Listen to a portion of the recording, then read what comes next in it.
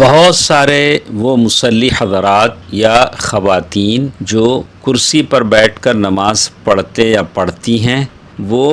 عموماً غلطی کرتے ہیں۔ بعض لوگوں کو آپ نے دیکھا ہوگا کہ وہ لوگ جب سجدے میں جانے لگتے ہیں تو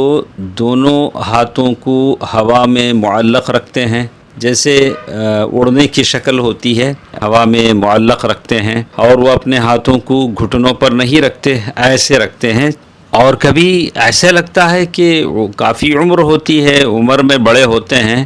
اور اس کوشش میں کہیں وہ نیچے گر نہ جائیں کرسی سے، اس طرح کا خدشہ اور خوف بھی رہتا ہے۔ اس طرح کی کیفیت بالکل غلط ہے۔ اسی طرح بعض لوگوں کو دیکھا جاتا ہے کہ وہ جب سجدہ کرتے ہیں تو اپنا سارا جسم جھکاتے ہیں، یہ بھی غلط ہے۔ سجدے کی حالت میں کرسی پر بیٹھے بیٹھے جھکا دیتے ہیں، اور اتنا جھکاتے ہیں اپنے جسم کو سجدے میں جاتے ہوئے کرسی پر بیٹھ کر کے گھٹنوں تک ان کا سر پہنچ جائے، یہ بھی غلط ہے۔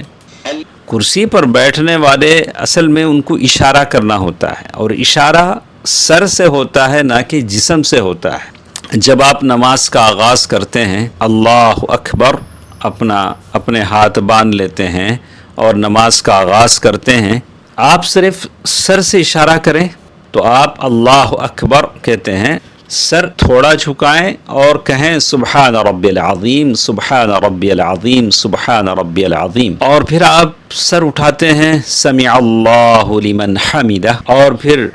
سجدے میں جانے کی کیفیت ہوتی ہے تو سر اور تھوڑا بقدر اس نسبت کے جو رکوع میں جھکایا تھا، ہلکا سا، بس ہلکا سا سر رکوع کے مقابلے میں تھوڑا سا ہم کو سر جھکانا ہے، لیکن یہ نہیں کہ سارا جسم ہم جھکا دیں،